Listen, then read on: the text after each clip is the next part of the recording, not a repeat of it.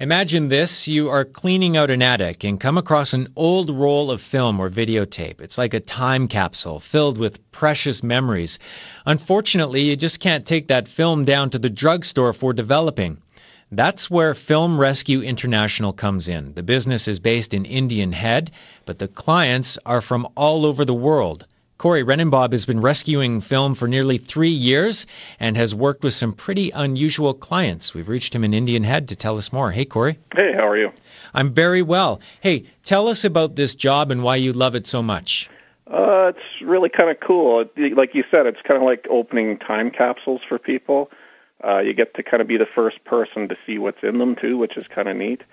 And we get to see a lot of, history through other people's eyes, I guess, in a way.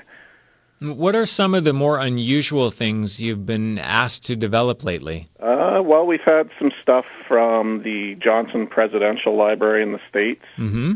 That was a lot of footage of like Lady Bird Johnson on the campaign trail with her husband. Mm-hmm. We've had stuff, I would just watch somebody's home movies. It was the Apollo 11 launch. Wow. I've seen stuff from the Jim Jones Church in California when the Jim Jones cult was around there, and it was kind of the early days, and it was like a fire and brimstone kind of sermon going on in the Jim Jones Church, and I've seen a lot of that kind of stuff lately. Okay, so what's it like to watch that kind of stuff? No one's ever seen it before. These are some pretty high-profile videos. Yeah, you feel kind of privileged because you do. There's kind of a reverence about it because you're the first set of eyes to see these since the person that was looking through the camera on the other end. So it's you feel a kind of a sense of privilege and history and things like that.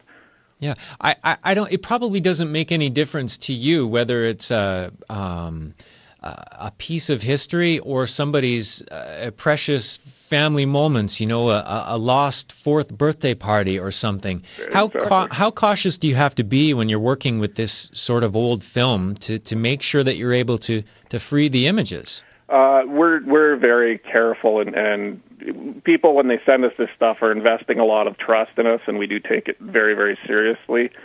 A lot of times it could be, we treat it like it could be the last glance of their grandfather or something like that with every film. So there's a lot of real TLC that goes with it. There's hand cleaning that we do for it, and the processing, a lot of it's done by hand and things like that. So it's quite labor intensive, but it has to be that way in order for us to be able to deliver the best product for the people that are sending it to us. How did you ever figure out that there was a need for something like this, and how did you sort of develop your expertise? Well, it was actually the owners here, Greg and Tracy, that started the business, and Greg has been doing this kind of work for years and years, since he was in his 20s, and he's getting close to 50 now. So he's been doing it for 30 years, and he started in Toronto and moved here probably about 15 years ago. And his business kind of carried on from there, from his work in Toronto. And because he could do it, it was mail order, and he could do it from anywhere in the world, he settled back here where he had family and things like that. So and the overhead was lower and and things. So it was kind of nice to find out that there was something like this in a little community. You wouldn't think that there'd be kind of somebody dealing with people on a global level in a little town of about 1,500 people. So yeah, I suppose there are some cases, Cory, where whatever you're working with could be used, say, in a high-profile court case or something with really high stakes.